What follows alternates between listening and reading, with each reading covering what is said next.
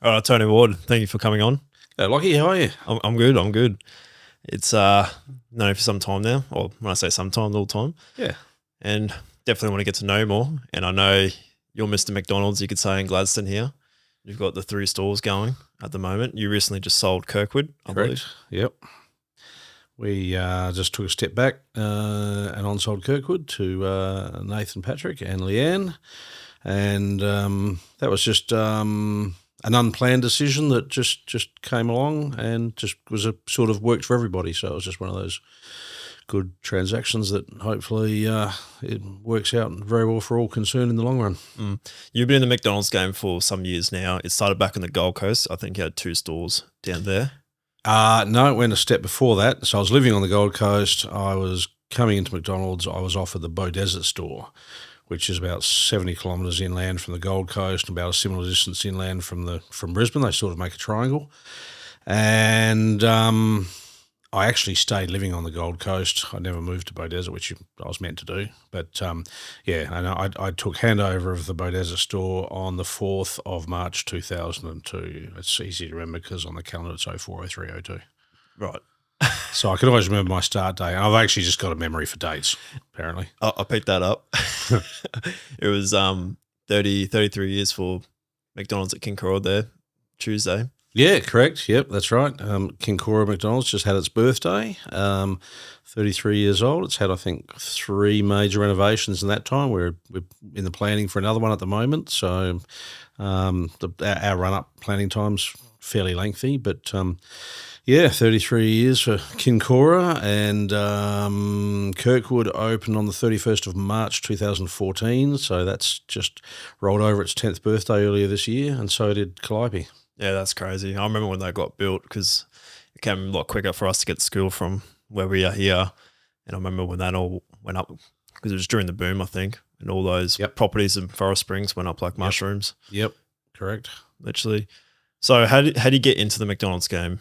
I can imagine it's quite a process. You can't just be any old Joe that just rocks up and. Yeah, that's there's many answers to that question, and the answer I give people when they say, "How did you get in?" I say, "I did 18 interviews," but it's I can talk about my case or how you get in today. Which would you rather hear?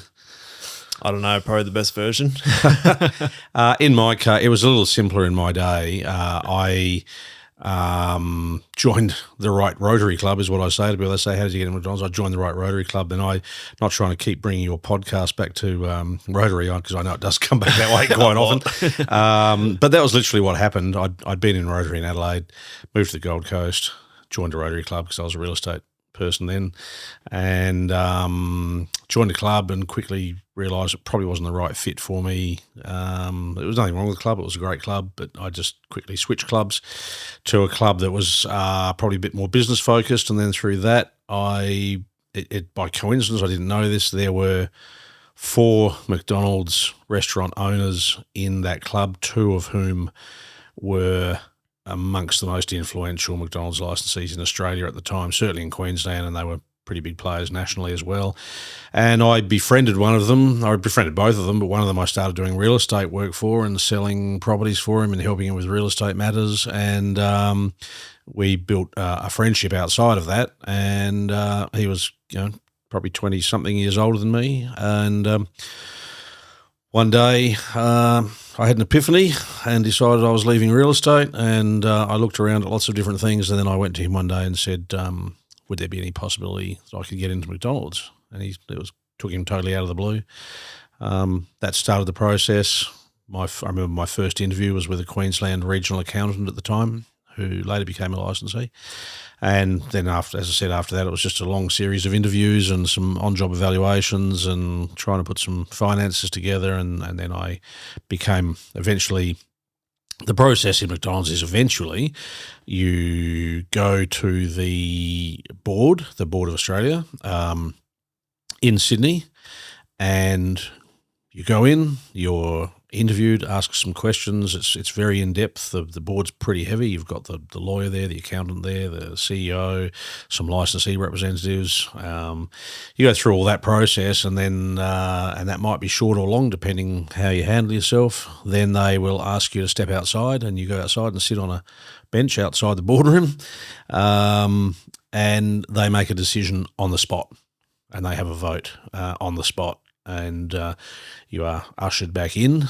Normally, it's a bit like, maybe it's a bit like court cases. It's if it turns around quick, that potentially means it's a good result. I mean, they either got a resounding yes or a resounding no, but they're not normally resounding no's. It's you're ushered back in, and they would say, "Congratulations, you've been approved." And at that point, you become what's known as a registered applicant, or an RA in our speak, and then you start your training, and that's the start of the journey from that point on. McDonald's, is it still the biggest franchise in the world today? Or I don't know. I couldn't answer that question. Regardless, I can imagine, because it is one of the biggest in the world anyway. It's up there in that league. So you can imagine that you need a few qualifications. They don't, like I said before, they don't let just anyone into McDonald's. They kind of protect their reputation a lot. Brand is everything. So yes, they absolutely protect their reputation. As one of our former people was fond of saying, if you're not happy with this, because there's a saying I have internally, which is franchise is compromise. And that means in a franchise, there's give and take. You get all the benefits of the franchise, such as the McDonald's brand, but at the same time, you have to compromise on some things. You can't get everything the way you want it. And sometimes people forget that. And there's a couple of sayings: "You're not bigger than the brand." And as one of our senior people used to like to say, if you're not happy about it, you're welcome to go out the front of your store, take the big golden arches down, put a big T up there for Tony, and see how it works for you. And that's a fairly brutal assessment, but it's true. And yeah, brand is everything. So the process today for selecting licensees for McDonald's is much more detailed and scientific than it was back in my day. There's a whole lot of things that they look for, and experiences and knowledge and attributes. It's still a very robust process. It's still more about getting the right person than the money. You definitely need some money, but if you are the right person, they will try to find a way to make it work for you. What is recognised as the right person, would you say, today? Look, things they look. You've certainly got to be energetic. You've got to have business experience in some form. If you've just basically been an employee all your life, it's going to be a bit tough for you. You're expected to have employed people run a business, run a P&L. You should have good financial knowledge. You've got to be prepared to do the operational side of it. So for that, we have a process called an OJE, an on-job evaluation, where you'll be placed in a store for usually 3 days and put through your paces, so to speak, to have a look at how you handle the store environment, because some people apply to McDonald's and for example, in my case, I hadn't worked with 14-year-old kids since I was one, working in KFC back in Adelaide, and some people struggle to relate to that, working with the kids and how to communicate with them, talk to them, and their kids today are a very different generation to when I was. So there's many facets to it. There's a lot of facets to what they look for in the applicant. So once you get accepted, do you go through a massive course of training then? And yes. Definitely, I can imagine brand is one of those things that they almost it's just get quite deep in. The brand is all in the standards. The first part of your training generally, so people come from basically 3 places to come into McDonald's. They will come from within McDonald's in one form or another. So they may have worked for the corporation. There's many roles in the corporation, but they might have worked in the field service area or the training area, and they may become a licensee. We have what's called second generation, which is the children, the offspring of operators, and there's been many cases where a father or a mother has sold business on to the son or daughter, and then the third stream is from outside, which is where I came from, with no McDonald's experience. And probably that third one is the one that gets put through their paces the hardest, because you don't have any of the McDonald's DNA, so to speak. And the first thing you do is you go into a store and you do 12 months unpaid working. And a lot of people struggle to get their head around that. And you'll also be moved to between 3 and 4 locations potentially during that training time. So day one, I can still remember I did my training. I started on August 20, 2001. I started my training at the Harbour Town store on the Gold Coast. I walked in, had an orientation, and was taught how to cook fries. And I spent all that day cooking fries. And the next day I was taught the correct way to mop a floor. And away you go from there, right up until you're eventually doing profit and loss, stock takes, rosters, managed rosters, crew rosters, food safety, all the other things to go with it. It's quite a backflip, going from, you could say, a successful real estate agent to cooking fries and mopping the floors. Big leveler. Mm. That's done intentionally, because that's the reality of working in our business. I still will clean toilets. I still will clean tables. I picked up rubbish in a car park only an hour ago. And that's the reality of our business. If you're not prepared to do those things, you're in the wrong business. It's not only that, it's also about setting the tone for your staff as well, that they see, I might not be as operational as I once was. I'm not actually, cooking burgers very often because I'm too slow at it these days. 15-year-olds are way faster than me. But I will still pick up rubbish. I'll still clean toilets. I'll still talk to customers. I'll still serve on the front counter and try and represent the brand as best I can. So once you do 12 months of training, right up to, like you were saying, rosters and everything else that's behind the scenes of running a McDonald's, obviously you then have to find a store to buy. So is that almost a waiting game for someone to sell up that owning a store, or how do you the corporation will offer you a location. Right. So part of the early part of the process is, where are you prepared to go? The wider you're prepared to go, the greater your options will be. So if you say, I'm prepared to go anywhere in Australia, which people do say, then that's going to make the process a lot easier. If you say, well, I really only want to be in the Sydney metropolitan area, that's going to be a lot harder. Many people say some people say, I want to be within 3 or 4 hours of a capital city because of a medical condition, or my wife has a medical condition, I need to take her to a hospital every quarter or something like that. There's all sorts of reasons, schooling, there's many different things, but you will then, based upon what parameters you've put forward, they will try to find something that's a fit for you. Look, we've got just coming up on 1,100 stores now in Australia. We've got 253, I think, licensees currently, or thereabouts, give or take. So there's actually always stores changing hands somewhere around the country. You'd be quite amazed how many there are actually changing hands. You just don't see it frequently in your own local environment. Yeah, okay, right. So, like I said, it was Bowen Hills, sorry, did you say? Was the first store that you had? No, sorry, Bow Desert. Bow Desert, sorry. Bow Desert, so that was your first store. Yeah. Whereabouts is that location-wise? Bow Desert is 70 kilometres inland from the Gold Coast. You go out through Nerang, Canungra, out to Bow Desert, and if you come out from Brisbane, you come out through Browns Plains. Little town. At the time, it had Ford, Holden, Nissan, Toyota dealerships. It had all the 4 major banks. That was kind of a real thumbnail assessment of the town. It sort of had representation from all the majors. The store was not terribly old. Fellow had opened it a few years before and had an opportunity to go into Brisbane and get a couple of stores. And so Bow Desert came up for sale, and I was offered it. Yep. So when you first day on the, run the store, and then leading up to the 12 months, what was that 12 months like? Was it extremely stressful? Did you cope quite well? First 12 months in the business? Weirdly, I wasn't actually that stressed. It was a bit of a case of you don't know what you don't know, or ignorance is bliss maybe. I was just cruising along. I'm going, happy days. I've got my own. I'd gone from a real estate position where I was commission only back in the days when that's how real salesmen got paid. There was no retainer. There were retainers, but I'd opted not to have one and negotiated a higher commission rate. So I had to sell a property, settle it, and then get paid. So my cash flow was very, very erratic as a real estate salesman in the Gold Coast.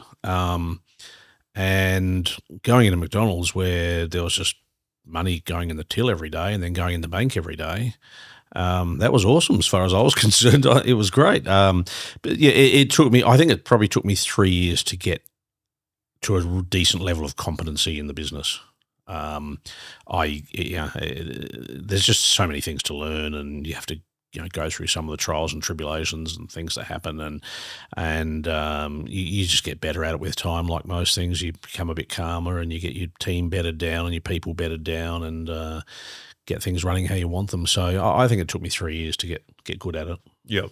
And I may have misheard, but did you then have a second store on Gold Coast that you started running? Hadbo Desert, and a store came for sale at Eleonora in the Pines Shopping Centre.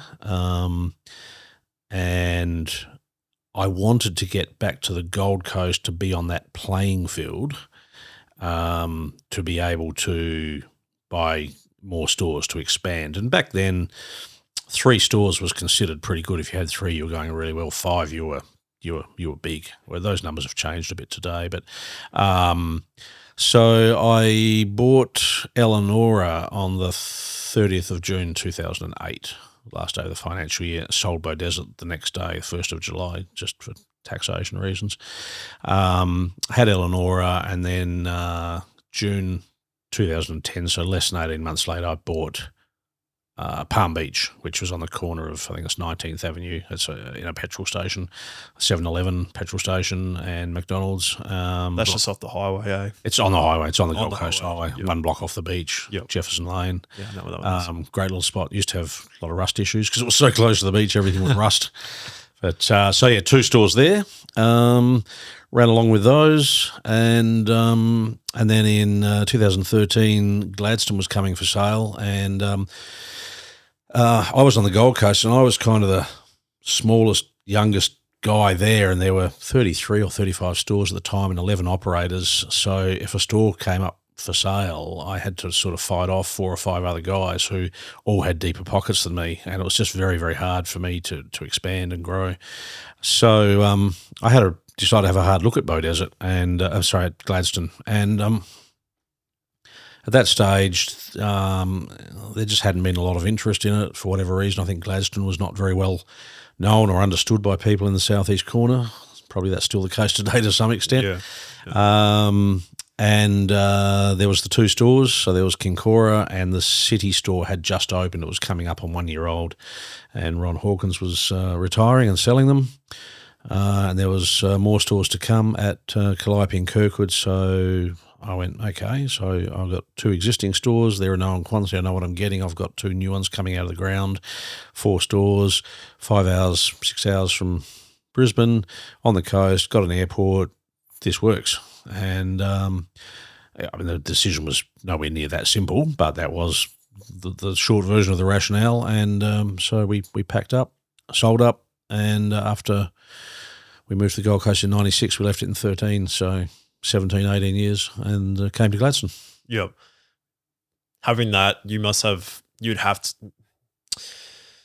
can't procrastinate in that scenario. You kind of just have to go with it. You have to be a bit more of a first principle thinker in that situation where it's just like, I'm doing this or I'm not. Yeah, look, there was a lot of moving parts. We didn't have any kids at that stage. Adrienne had a very established career. She was running her own business, government consulting business at that stage, and she was on some boards, and she was trucking along quite well, very well actually. And we were living on Isle of Capri, which is a beautiful spot in the Gold Coast, and we were actually very, very happy and comfortable where we were. But this was just kind of what we saw as an opportunity to accelerate financially where we would be in 10 years, 15, 20 years' time. So that was kind of what drove the decision, and part of that was that if we did this, Adrienne could step back from working. She commuted from Surfers Paradise to Brisbane for pretty much the entire time we lived on the Gold Coast, 17 years. And that was really, really, really hard on her, up and down that road every day in rush hour. She would just come home absolutely exhausted. And we kind of wanted to step back a bit. It was, there's a bit of quality of life conversation involved in it as well. And anyway, we made the decision, and Adrienne promptly plugged herself back into some other things when she got to Gladstone, as she does. Got herself into some positions, but a little bit more on her own time frame, so to speak. I was thinking it just before, like I was going to say this morning when I was thinking about that, you'd actually lose traffic flow through your stores, but you'd actually probably get more up here in Gladstone because there's less competition around. Yeah, it cuts both ways. It's, main roads, obviously. I mean, there's a whole bunch of things that drive our business. Main roads, petrol stations are great for us. That's why Kirkwood's next to a Caltex. That's why, they build a United next to McDonald's. They're mutually beneficial. We help them, they help us by that location. Yes, Gladstone is it's a smaller pond. Yes, there are less competitors, but it's also a smaller market. And we're more susceptible to competitors coming in, which has happened and will continue to happen in the future. Other people will come in and open things up. KFC's just opened another one. That's just the march of the business that will continue on. Every location has its pros and its cons. Yep. I guess one big thing that's part of your business is being able to delegate. And it's something that, I don't think I would be able to honestly do yet. Obviously, still young, but how do you delegate people to do certain tasks in a business? Well, there's an old saying in McDonald's that we're not a hamburger business, we're a people business. And it's absolutely critical in McDonald's to have good people. And that takes time and it takes commitment. And so we've got a really, really good team now, and have had for a long time, and many people have come and gone in our business, and we've had many, many good people over the years, right all the way back to Bow Desert. I work on the premise that I want the people under me to be as knowledgeable and as smart and as in tune to the business as can be. The more they know, the better they can do their jobs and the less I have to worry. So it's a case of trying to make them as upskilled and knowledgeable as possible, giving them a job or a responsibility or an accountability. And I'm a little bit of a control freak, but I have to change the way I do things because the business is that big and there's that many moving parts. I can't control everything, so I have to stand back and let people do their things. And the analogy I use is I want to get from A to B, and I might drive this way and go down that road, and you might go a different way down different roads. But as long as you get there, that's cool. So we've got some excellent people in the business now. Jane, our general manager, has been in the role, I'm not sure how many years now. I should know that. I'm going to say 4. And Jane has 27 years at McDonald's, longer than me. She's outstanding. She's calm. She's calm under pressure. She is really, really good with her people. She's got that great, what's it called? Emotional, what's the word I'm looking for? Emotional intelligence. Thank you, emotional intelligence, which I think I sometimes lack. But Jane's very good at that, and she's good at knowing what's going on with her people, and so she does an excellent job. And then we've got a whole lot of other, we've got our restaurant managers in the 3 stores, and we've got other support people, Katie and Kylie in our office who look after things there, and Tom who looks after all our maintenance around the stores. So there's a lot of people. We have pretty clear lines of responsibility and accountability, and very robust reporting systems. Yeah, I guess as well as delegating work, you also have to really have a very strong recruitment system to make sure you are getting the right people to build those teams. Recruitment is a constant for us, so it's just the reality of the world. People come and people go. Obviously, at our crew level more so. A lot of kids, it's their first job. Some kids love it. Some kids are there 6 months and don't like it. But we're always hiring and training and hiring and training and hiring and training. That's just the reality of what we do. Yeah. And we get some great kids coming through. Some kids at 14, 15 amaze me with how good they are with customers. And over the years, like you were saying, you do a lot of trips to Sydney now. you're working a part of the marketing team there. Yeah, I'm fortunate to sit on some of our to represent the Queensland licensees on some of our national committees. One of those is our marketing committee, and we've got a pretty solid budget in there, and it's really, really interesting. Where McDonald's is a brilliant marketing machine, of course, as we would hope to be, and at the same time, then that earlier conversation we had about brand comes into it. We've got to be careful not to do things that are brand damaging or don't fit well with our brand. Some advertising is just not our style of advertising. We've also got multiple markets we're working to. We've got the coffee market, we've got the lunch market, the breakfast market. There's the Ronald McDonald House charities. So there's many moving parts. So it's really complex. But one of the, I guess, nice parts being a McDonald's franchisee is being involved in some of those things.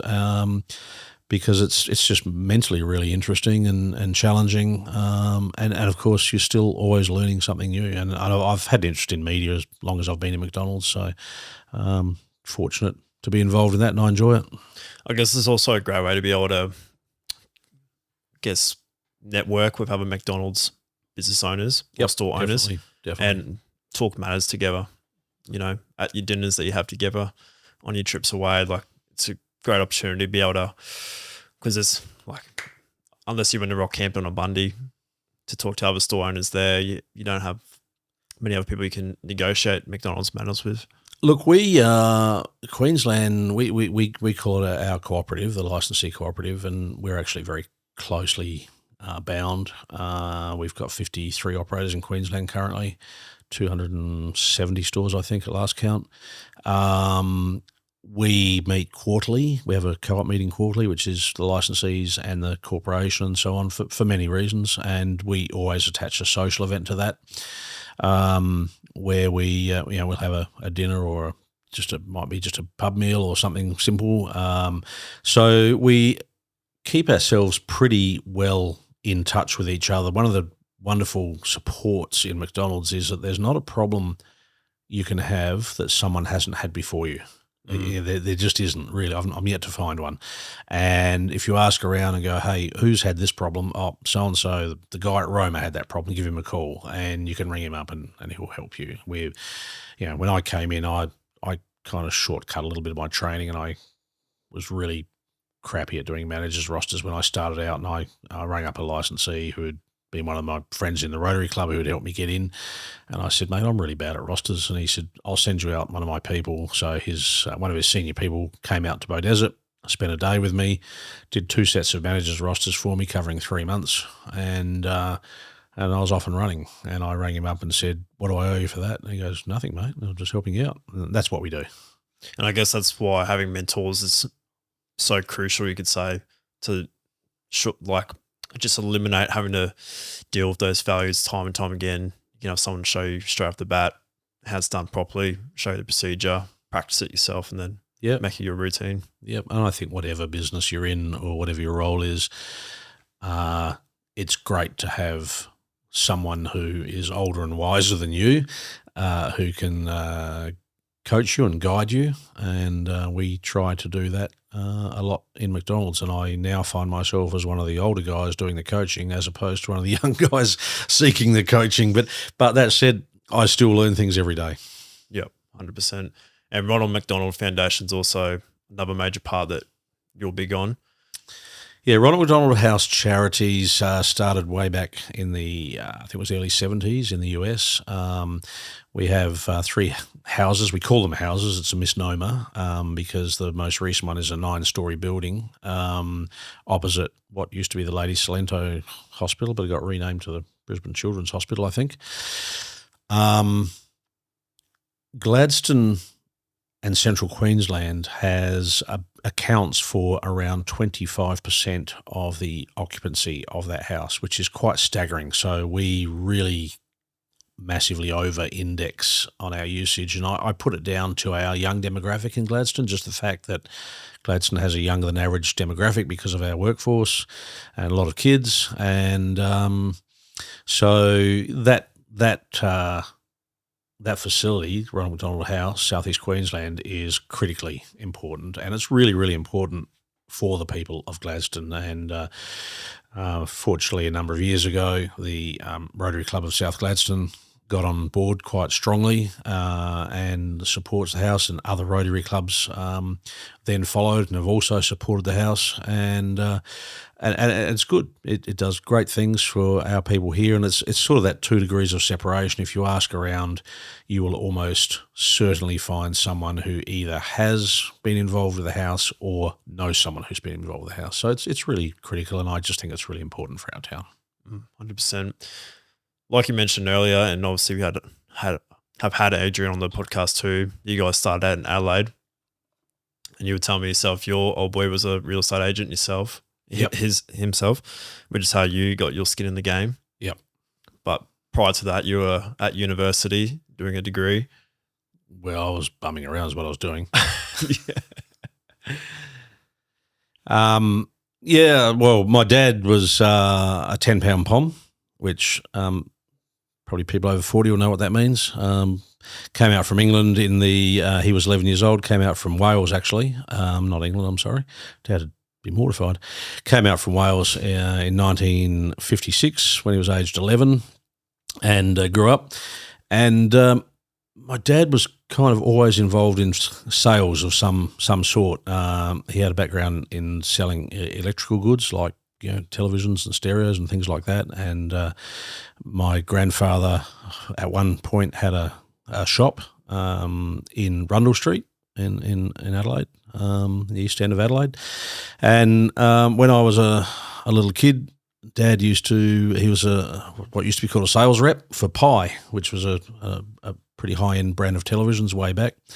And then he went on, he became involved in selling cars, which is probably where my interest in cars came from. I remember when I was aged about 5 or 6, maybe 7, going to the car yard with him on Saturday mornings and running around playing in all the cars. And then he, and I don't remember exactly how or what year, but he kind of morphed into real estate and was involved in some real estate agencies, and he was an auctioneer. And yeah, I went to uni. I finished school, went to Flinders Uni. I was doing a Bachelor of Arts, majoring in psychology because that was about the only thing I got into. And I was having an absolute blast. I was having a great time at uni, just bludging, doing absolutely nothing except partying, because I'd been to a fairly strict private boys' school, and it was like going to uni was like a dog let off the leash in the backyard that's been chained up for 6 months. I just went crazy, and I was buying and selling cars because I'd inherited a bit of car knowledge from my dad. So I was buying and selling cars. I'd buy a car and clean it up and fix a few things and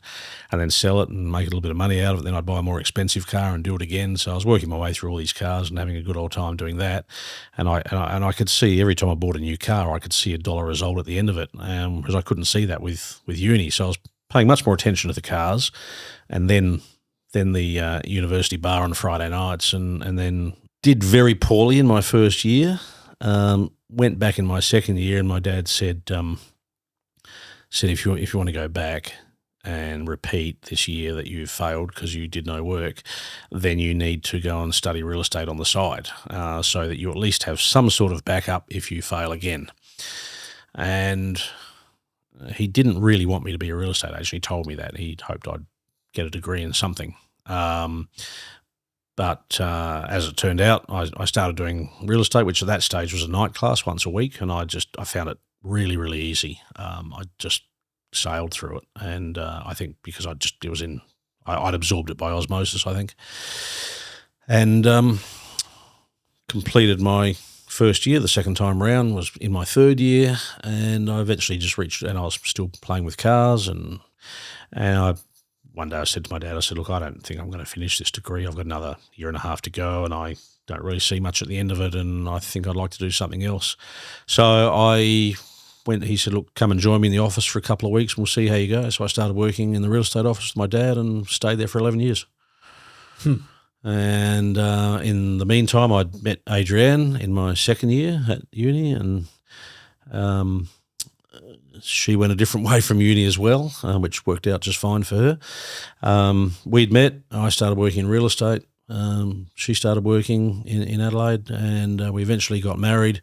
By that time, I was a real estate agent still playing with cars on the side a little bit. And we got married when we were 21 and away we went. Yep. And I'm pretty sure you guys did that 3-month honeymoon to Europe, was it? I think it was 9 weeks. We'd saved up a bit of a house deposit. I had a reasonably nice car. I had a Triumph Stag actually, and I had a Jag as well. And I sold them and had saved a bit of other money, and that was kind of our house deposit. And I remember we were sitting in a restaurant with my mum and dad in Adelaide one night, and they said, "What are you going to do for your honeymoon?" And we said, "Oh, we thought we might go to Surfers Paradise." Dad said, "Why don't you go to Europe?" So I haven't got any money. He goes, "Yes, you have. You've got plenty of money." I go, "That's for a house." And he goes, "Nah, go to Europe, have a honeymoon. You'll always be able to get a house. You won't be able to have another honeymoon." And that's what we did. That's awesome. So we went away and blew the lot and had a great old time, actually. We still have great memories. And I think I'm still paying for that. That introduced Adrienne to international travel, and and we're still going. Yep. Not up there with John Fielders, I'm afraid. I listened to John's interview, and John and Linda live almost directly opposite us, and we had a lovely dinner actually a couple of weeks ago. But I don't think I'm going to be able to catch up to John. He's definitely done. I think he said he'd done 50 or something. 50 countries. Yeah. He's up there. How many have you done yourself? Actually, we did sit down and start working that out recently. I think it might have been after I heard John. I don't know. I'm going to say 30. Yep. That's a stab in the dark. Maybe it's not. I don't know. That's still pretty good going. Oh, we're not unhappy. We've had a great run, so we're grateful. So when you come back from your honeymoon, you kept pursuing your real estate career, and then I think Adrienne said your father and yourself then got a business. I'm not sure if it was a hotel or. No, I was working at my dad went along to a mortgagee sale, a bank sale with a mate of his, and it was a winery just south of Adelaide called the St. Francis Winery. It's still there. It's at Ranella. And they were just looking at it purely as a real estate proposition, and they ended up buying it because they couldn't believe how cheap it was. We just got to buy this, so they bought it. Anyway, as time rolled on, they ended up being in that business, in that partnership for 15 years. They developed the winery, put in a restaurant, then they built a 65-room motel, hotel and convention centre, which is what Adrienne ended up being the general manager of later on. Dad just got more and more interested in that, and they were selling wine. They were making their own wine and marketing it, and he decided that being a winemaker was far more fun than being a real estate agent. So eventually we had a conversation, and he said, "Look, I think it's time you took over the business," became the licensee, and I think I became the licensee of the real estate office at age 22. It was the same year I learned auctioning. I went in 1988. I went and did auction training to become an auctioneer because I just thought that'd be cool. And and we did that until we moved to the Gold Coast in 96. Yep. Barossa Valley is quite close to Adelaide, isn't it? Yeah, that's north. Ranella's south. North. This is the Southern Vales, Right. Southern Vales region, heading down towards Victor Harbour and Aldinga and all those places. So wineries are quite common across South Australia, are they? Or yes, would be the short answer. There's certainly a lot of wineries in close proximity to Adelaide, which is one of the lovely things about Adelaide. So taking on the real estate business at 22, you would have been forced to almost have to take yourself to that next level, but to an extreme next level, to be able to continue that business, I guess, through the years. Yeah, it was. I didn't really have much formal training of anything, to be honest. It was just kind of fly by the seat of the pants. The thing that my dad was really good at sales. He was just a very good negotiator and salesman, and it's almost something of a lost art being a salesman. I would quite proudly say I'm a salesman. Some people put a negative connotation to that. I don't. Dad was really good at it. He sold lots of different things, and he did the thing he taught me best was sales and negotiations. We had a little family real estate agent, what today we would call a boutique agency because that sounds better. And we would basically take on anything. So I had this really, really wide experience for which I'm very grateful. And we sold everything from inner city properties to commercial industrial to dirty industrial properties down at Wingfield next to the rubbish tip, to farms, to river shacks, to you name it. We would take it on, and that actually stood me in great stead later on. So I've always been grateful for that grounding that I got from Dad, That was kind of my training. The financial side and running a business, I just kind of learned that by the seat of my pants. Do you think you're born with sales skills, or it's something you can learn? I think both. I think you certainly can learn it. There are most definitely techniques. I mean, there's stuff that my dad taught me. And some people, you need to have a certain level of natural confidence, I believe. It's tough to be a salesperson if you're not comfortable speaking with people. Back in those days, when I moved to the Gold Coast, I sold the Adelaide business, the family business, with my dad's blessing, because he was a winemaker then. He was happy to be out of it. I just joined a company on the Gold Coast and just said, look, I just want to come in. I'd been doing it. I was 30 then. I'd been doing it since I'd been in the business since I was 17, 18. I had been the principal since I was 21, 22. And I just wanted to start again on the Gold Coast, and not start again, but just, reset. I went to Max Christmas, who was a very well-known Gold Coast guy, and just came to an arrangement that I worked on commission only, and I looked after myself, and he would leave me alone, and that worked quite well for both of us for a period of time. So all my multifaceted sales back in Adelaide sort of helped me a lot at that point. What's the difference between the market between Adelaide and Gold Coast? The people. I went to Max because I went to Queensland, and so this will age me big time. I haven't already, but I sat in my office one night in Parkside, South Australia, and I had prepared a beautiful resume, and it was about 10 pages long, and I faxed it out to about 20 real estate agencies in Brisbane and the Gold Coast. And I decided I was reinventing myself as a commercial agent. I was no longer going to be residential because I didn't want to do open houses anymore. And residential was very emotional, whereas commercial just does the building work for my business. So it's just far less emotional. So I faxed it out, did all these interviews, and did a lot of interviews in Brisbane and the Gold Coast. And I ended up coming down to 2 agencies, and I rang my dad one day, and he said, go to that bloke Max Christmas. And Dad had spent a lot of time on the Gold Coast. He'd bought and sold properties there. And I said, why? And I said, I think he's past his peak. I think I think there's bigger, better agencies. And he said, no, that bloke has been around the Gold Coast forever. He understands the Gold Coast. He understands Queensland. You'll learn more from him.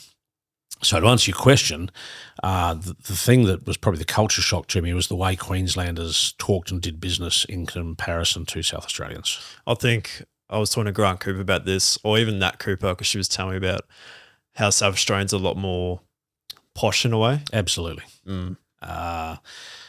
People sometimes say I have an accent that sounds English. I guess I don't have a Queensland accent. I rapidly tried to adapt myself to say dance and chance and those sorts of things, because in Adelaide it would be chance and dance. But the Gold Coast was much faster paced, much more brutal. In Adelaide, if someone said they were going to do something, then 19 times out of 20 they would. In the Gold Coast, that was about 50%. So I had to become a little bit more cynical, a little bit less trusting, a lot more follow-up, a lot more thorough, a lot more careful in dotting I's and crossing T's in my paperwork to make sure everything was nailed down. It was just learning the Queensland culture. But the flip side of that was I absolutely love calling myself a Queenslander, because I just love Queensland as a state, and I love the kind of attitude of Queensland. So, but that was the biggest difference was the people. Adelaide was, it didn't matter. In Adelaide in February, it can be 42 degrees, and you were still wearing a shirt and tie. I wouldn't have even contemplated stepping out the door without a tie on. Whereas in the Gold Coast, it was a polo shirt. Some days it was a tie. If I was doing an auction, it was a tie. But and I remember John Fielders talking about. I was listening to John's interview. Yeah, you know where we're going, don't you? And he said he was talking about Gold Coast real estate agents with flashy cars and mirrored sunglasses. I go, dude, you just need to look across the road every day. But as I said, John and I are great mates, and I hope I don't look like a Gold Coast real estate agent anymore, but I probably did there for a period. Yep. So. I guess that's one key thing I want to point out is how your dad told you to pick knowledge and experience more so over maybe the money, learning over the better paycheck, would you say? I think, well, it was commission only, so the paycheck was entirely down to me. It was literally the good old days or the bad old days, depending how you look at it, of real estate, where you've got a desk, you've got a phone, you've got a week. And that was literally it. On day one, there's no such thing as an orientation or an onboarding. I sat in Max's office and we negotiated a commission rate, and I said, look, you're not paying me a salary, so I don't want to go to sales meetings. I want to report only to you. He said, done, no problem. I said, I don't want some other middle manager coming in telling me what to do. I only answer to you. He goes, yep, done. I said, okay. I said, you leave me alone and I'll sell things and settle them and we'll both get paid. And he went, okay, fine. So off we went, and happy days. And then he realised that I was an auctioneer, so I started doing some of the auctions, and we used to have a monthly in-rooms auction. We'd bang out anywhere between 10 and 20 properties a month, and I was doing those. So it was good, but the paycheck was, so yeah, when I started, I knew two people when I moved to the Gold Coast besides Adrian. One was my employer, Max Christmas, and the other was an old friend of my dad's who was a car dealer, who was very helpful to me. And it literally was, there's your desk and there's your phone. And I sat down and went, right.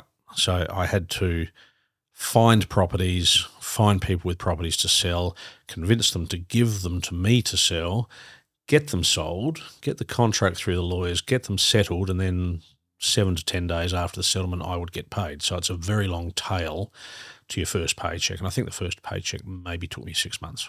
Shit. Yeah. Fortunately, Adrian got a job on day two, because and when you're under pressure, you'll get things done. And Adrian got a job on day two in Brisbane, and away she went. So that was keeping us alive. And so we worked as a team. And said Adrian's always been a very hard worker, and so that kept us alive as we built up the real estate. But real estate gets easier over time if you're consistent and you're good at what you do and do the right thing. A little bit, that reputational thing. After about 2 or 3 years, you start getting people who you've sold things to popping up going, hey, Tony, remember me? You sold me this? Yep, I want to sell it again. And you start to get that repeat business that just kind of rolls through the door without you having to chase it too much. And that's when it finally starts to get a little bit easier. So after 6 or 7 years, you really hit your straps. I think it's really important to stay in one place. I see people in real estate hopping between offices. I'm going to go to that office because it's better. I'm going to go to that office because they've got a better marketing team. I'm not sure that helps. You could say that comes back then to building reputation and brand. Yep. Brand is, it's certainly everything in McDonald's, and it's very, very significant in real estate. People have to trust you. They're trusting you many times with their largest asset they have or something that is of great significance. And that brand reputation, whether it's the name of your agency or whether it's your personal brand, it's critical. What's your set number of follow-ups, or do you just follow up until you get the job or get told to pretty much, get fucked in a way? What, in real estate? I actually did a reverse calculation. I worked out how much money I wanted to make in a year. And then from that I worked out how many properties I need to sell, an average sale price and so on. I worked it back, and then I said, okay, for each property I list, I probably need to do 6 listing presentations, and to get 6 listing presentations, I probably have to talk to 20 vendors, and to talk to 20 vendors, I've probably got to make 40 phone calls. And I did a reverse calculation, worked it back, and then out of that, I made myself a little sheet that I photocopied that I would fill in each week. And my last job every Friday before going down to Melba's at the bottom of Cavill Avenue, my last job each week was to fill that sheet in and see how I was tracking, and that was how I kept myself on track. You know, there's an old saying: what we focus on, we improve, or what we measure, we improve. Sorry, is the saying. And I was just measuring myself each week, and that kind of kept me on track. Yep. So you're pretty much like setting KPIs for yourself, would you say? Yeah, I suppose so. I'd never heard the word KPIs, but but yes, effectively that's what I was doing, I guess. Yep. It was pretty scary because the Gold Coast Surfers Paradise, I was in Orchard Avenue Surfers Paradise. It's an intensely competitive, brutal environment, even within our own office. You know, people would sometimes do the wrong thing by each other. So you locked your filing cabinet at night. You didn't leave anything on your desk. It was a really, really tough place to work. It is still a very ruthless game to play, I guess you could say. Well, any sales job really, but real estate today, there's also quite a delusion where people think like, oh, I'll sell a house and just make money. It comes out of the air.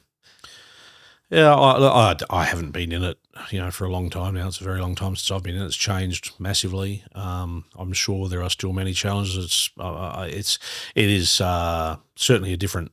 There's things I can observe. There's very different standards for remuneration now, how people get paid and what they get paid. In my day, all the risk was essentially on me, or most of the risk was on me. And I was okay with that, but that doesn't always bring out the best in people. That type of remuneration structure sometimes can push people to take shortcuts. But it's never an easy job. Real estate, you're dealing with. I mean, most jobs are not as easy as people think they are. Whatever it is. But I certainly admire the people who do well at it, and generally they are great communicators. They're not afraid to talk to people, and I think the common denominator across almost everything is just people who are prepared to work hard and put in the hours and the time. If 20-year-old Tony came to you today and he asked you what he should do because he failed his first year at uni, would you tell him to go into real estate? Or That's a really interesting question. I've never thought about that. I don't know. It's probably not what would have come to mind. There's probably easier ways to go. As I said, I've always been grateful for the sales skills that I learned and the negotiating skills that I learned, because they have assisted me not just in selling cars or houses, but in so many different facets of life. We're always negotiating. Oh God, I negotiate daily with my daughter on things she wants and things I don't want, and things she wants to do, and so we're always negotiating. That's just a fact of life. And so we all have our strengths and opportunities, but that was something I'm pleased I got a grounding in. Mm. You have a portfolio of real estate properties too. At what stage of your career did you start diversifying your money into investments? Well, yeah, it's not quite that simple. We had some properties. We cashed out absolutely everything we owned in the world to go into McDonald's. We just bought a really nice house on Main River in Chevron Island. We'd been in there 6 months, and my mentor, McDonald's guy from my Rotary Club, came to me and said, "You're going to get offered the Beaudesert store. Start cashing up now." And I went, "Really?" He goes, "Yep, start selling." So the house we'd just moved into, our dream home, we put that on the market. And we sold out everything to get into the first store, and then we just kind of got that under control, and then we decided to go to the Gold Coast and expand to 2 stores, and then from there we went to Gladstone to 4 stores, so we kind of kept stepping up again. But there's certainly been properties along the way that we've bought and sold, and it's like that old story. Everyone you talk to, you'd love to. You look back at stuff you had 20 years ago and go, wish I still had that one today for what I paid for it. But that just hasn't been the reality. Sometimes you have to cash something out to fund a new opportunity. When it's probably the best time to buy a property, like do you wait for the lows, or are there even pockets in between that you can slide yourself into the game? I think it depends on circumstances. I mean, there's the old real estate clock, which many people will be familiar with, of where's the market at, and I think at the moment it's certainly up around 11, getting towards 12, I would think. It depends on circumstances too. Sometimes you can just, over the years we've bought a number of properties from banks, from mortgagee sales, and I've also been on the other side of, as this agent, I did a lot of work for banks selling properties, and it's a little bit unpleasant sometimes. But our very, very first home we ever bought together, Adrienne and I, was at Morfett Vale down south in Adelaide, and I remember going to the auction prepared to pay $55,000 for it, and I got it for $52,250, I think it was, and I was over the moon because I'd saved a couple of grand. And we later, we went in and renovated like crazy and sold it, and that was sold it. And I think we made about 25,000 on it from memory, and at the time that was like we'd won the lottery for us.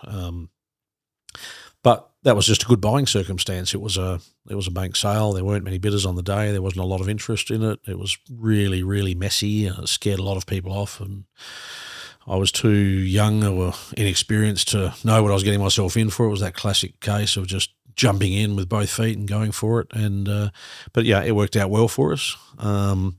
So real estate, yes, it's about timing, but it's also about location and other factors playing. Is there something that's going to change in that area? Is there going to be a train station built nearby that's going to increase the value?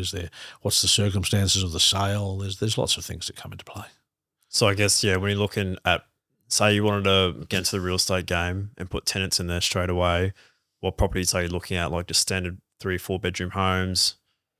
Oh, I'm not the right person to ask, Lachy. I'm out of that market. I haven't. I don't play in residential rentals. There's just they're too complicated. So I haven't really been involved in that for a long time. Well, you were saying anyway, like you were saying before, you had your passion for your cars, and over the years you've been all into your motorsports and that, like your MotoGP, Phillip Island and that. Yep. Yeah, look, started riding motorbikes. I was actually, I was sitting in a cafe in Canungra one day with a mate of mine. I've got a good friend on the Gold Coast, a guy called Andrew Charby. Andy was in the Bali bombing back in 2012. He was a friend of mine, close friend of mine before that, and he was one of the survivors of the Sari Club, and he used to ride motorbikes. And whilst I was doing my training in 2001, sorry, did I say 2012? 2002. Whilst I was doing my training at Harbour Town, he had a motorbike crash and was in Gold Coast Hospital, and I used to finish my shift at whatever time, and I used to take him in some McDonald's on the way home. And he got better and got out of hospital and so on, and we were sitting, and then he got injured in Bali, and he lost a leg. And we were sitting in a cafe in Canungra, and a couple of blokes pulled up across the road in some Harleys, and he said, I reckon I can ride one of them. I said, dude, you've got one leg. He goes, no, but my prosthetic leg, I can, because your feet go forward, not backwards, I reckon I can ride one. And he did. He went out and he bought a Fat Boy, and he had a couple of modifications done to it, and he started riding around on this Harley, and he was very happy. And one day he said to me, come for a ride. So, okay. So I got in the back with him, and away we went. We were riding around this Harley, and I was hooked very quickly. I went, oh, this is cool. I got to get one of these. So I went out and back then you could do a 5-hour course, Q Ride. Q Ride ran a 5-hour course, 8 until 1, I think it was. And at the end of it, you got a certificate, and you went down to Motor Edge, and you got an open motorbike license. So I did a 5-hour course, went down to Q Ride, and about 3 weeks later, I bought a Harley,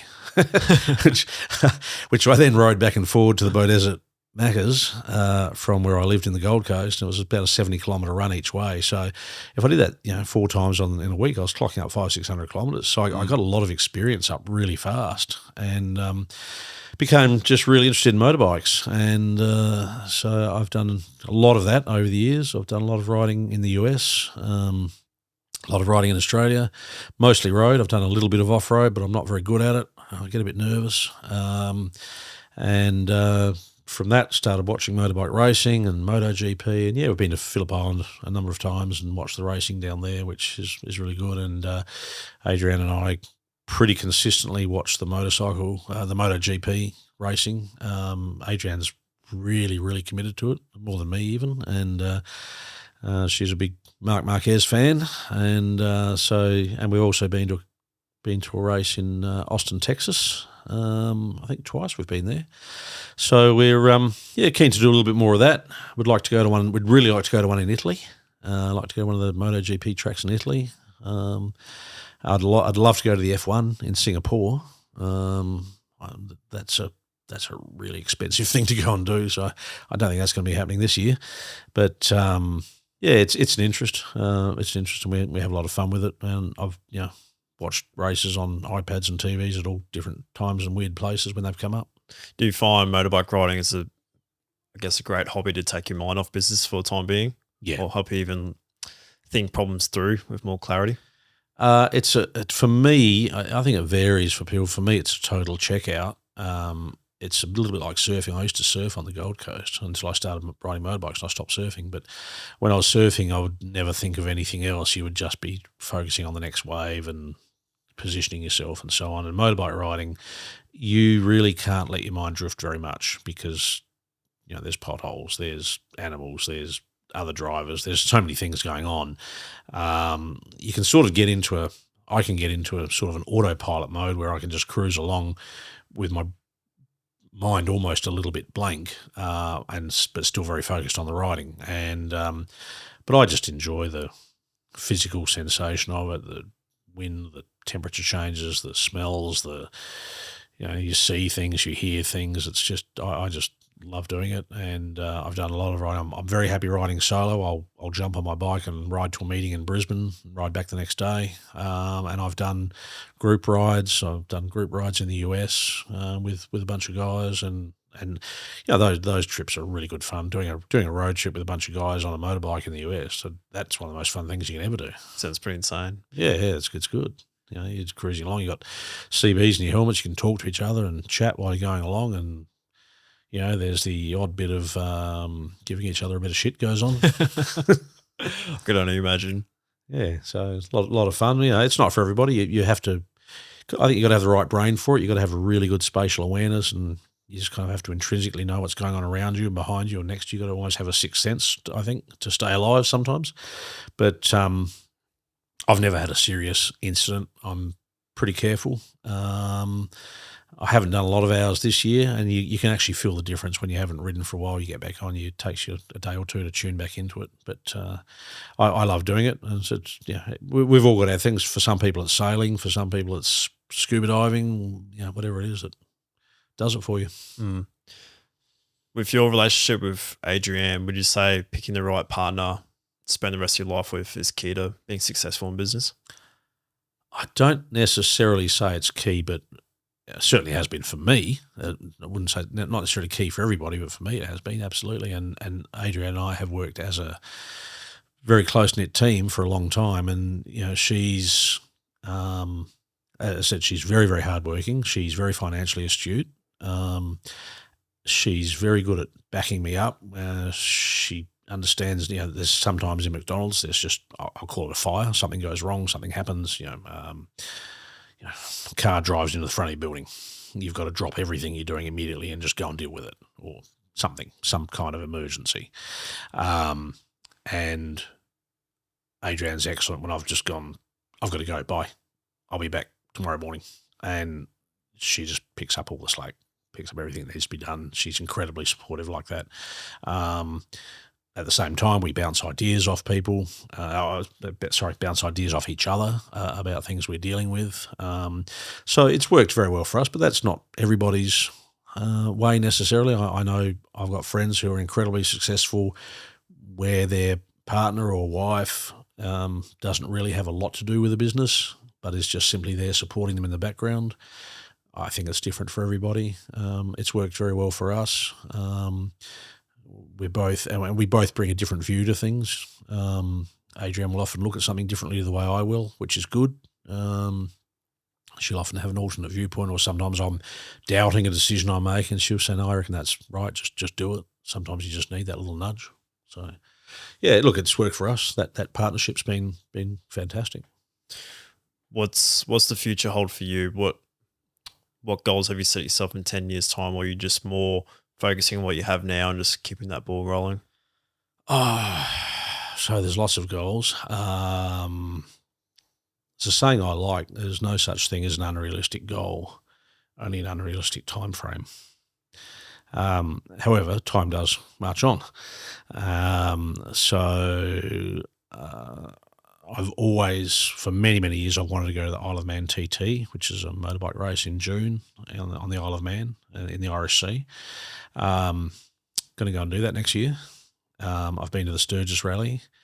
There are some financial goals around the McDonald's business of where we want to get to financially. At some point, we're going to stop being in McDonald's and retire or semi-retire or something, or step back a bit. I'm not sure what we call it. I'm not sure I go with the word retirement, because I don't think my brain will ever stop working totally. There'll always be something going on. I don't think I'm going to just turn everything off and watch Days of Our Lives. Willow, our daughter, there's a lot of things we want to do with her. I really want to take her to Japan. She really wants to go. She really wants to go to Korea at the moment, because the whole K-pop thing is huge, and she's watching a lot of Korean stuff on TV, Korean teen shows. She really wants to go to Korea now. So there's a lot of travel things we still want to do. There's places there's a whole list of places we'd like to go to still. So we want to do those things as a family. As I said, I'd love to go to an F1 in Singapore. I'd like to do some more motorcycle riding in different places. A couple of cars I'd still like to own, which I might or might not get to. I'm not sure. But the most important stuff. Most of those things are material and experiences. The important stuff is Willow. She's quite young, and I really want to see her get to. I don't know where she'll go or what she'll end up doing, but we both really want to make sure we try and set her up the best way we can for her life and her future. Give her the best tools to do whatever it is she ends up deciding to do, or maybe not deciding. Maybe she falls into it like I did, but really important that we get her in a good place. So that's a big one. 100%. Words of wisdom to anyone in whether life or business. What would you tell them?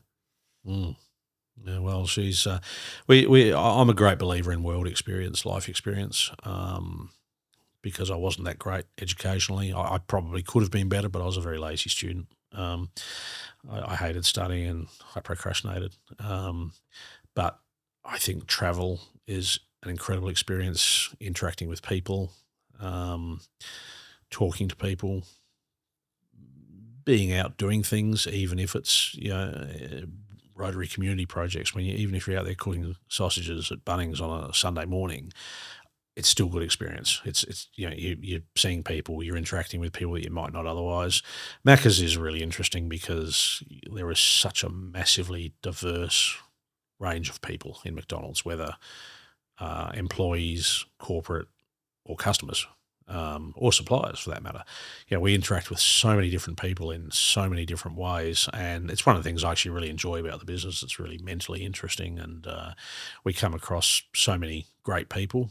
It's one of the things I've always loved about McDonald's, what we do.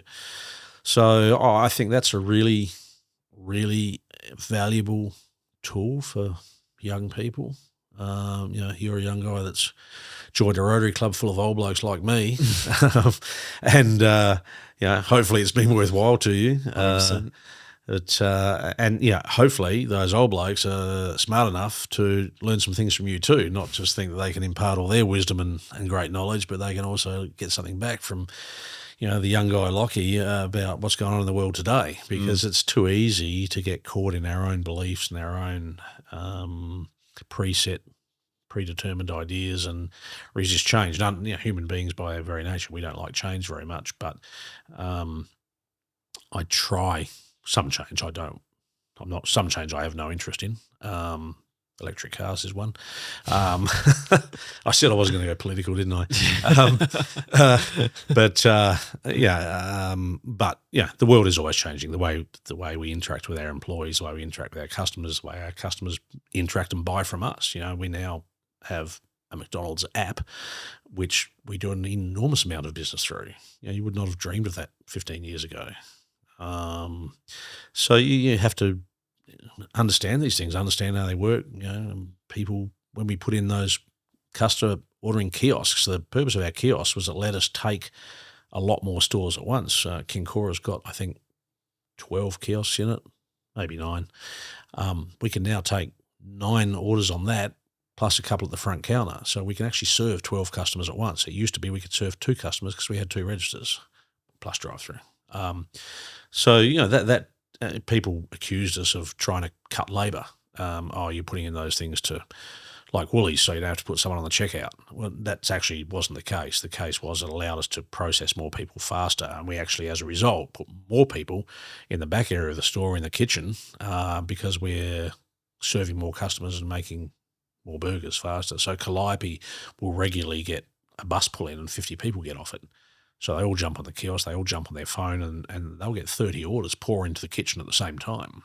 Whereas without that technology that probably didn't exist 15 years ago, they wouldn't be able to do that. So it's making our business more efficient and growing our business. So when I say we need to embrace change, I don't like all change, and I don't think any of us like all change, but the reality is I do accept that the world will continue to change and keeps changing, and it will keep changing. And I try to stay at least abreast of it. I won't say in front of it because I'm not that good, but I think the worst thing you can do is become a grumpy old bloke who just hates everything that changes, and I don't want to be that bloke. Yeah, just accepting it. Realising they're always going to be evolving and new ideas are always going to be coming through. Gen Z, millennials have a very different way of thinking to what I do. Doesn't mean they're right or wrong. Doesn't mean I'm right or wrong. Yeah.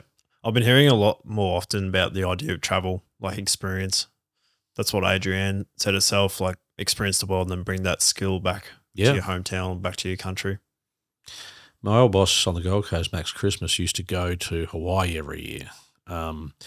And he'd come back and he'd say, the Americans are all over it. They're so far in front of us. And America has always traditionally been just really good at business. They're ruthless. They're risk-taking. And you just see things. You experience things. You come across different ways of doing things. It might be something really small. You might just the way someone speaks to you, or you see something in a hotel room you've never seen before, or you see something on a street. And I just think all of that experience just cumulatively builds up inside you if you're paying attention and looking around, and it all pays dividends at some point down the road. I have to ask. I ask everyone I get on the podcast now about networking. How do you find the best way around meeting new people? Like, I know you met your mentors through Rotary, which I've found too.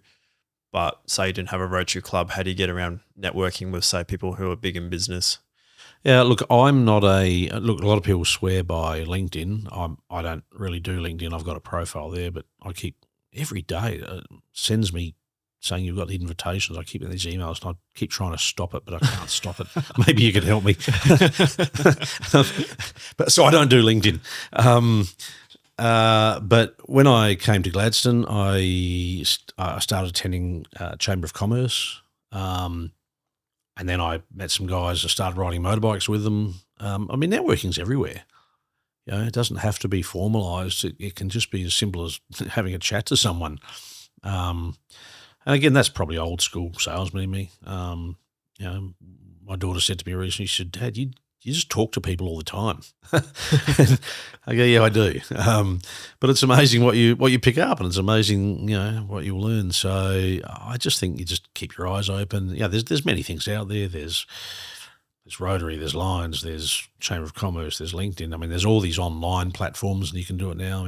Facebook's a form of networking. I'm not sure the value of it, but there's many online ways of doing it. There's old style networking like Rotary, Lions, Zonta, whatever. But I just think having your eyes open, looking out at the world instead of down at your phone, talking to people. And I said, even in your social activities, whether you're playing a team sport and just chatting to your teammates, and what do you do? Sometimes it's amazing what we don't know about each other, and you find something out. And someone I was talking to the other day, I had no idea. So, I ride motorbikes, and my wife rides a motorbike, and we got chatting, and I've known this bloke for about 10 years. I never knew that about him. So it's amazing what's out there. Yep. Yeah, I find that more that like you can learn something from everyone. Yeah. There's always something out. There's always someone who knows something that you don't. So we've got to be open. Got to be open to it. Definitely. I appreciate your time, Tony. Thanks, Lachy. Great to be here, and look forward to catching up with you at Rotary. 100%. All right. Thank you.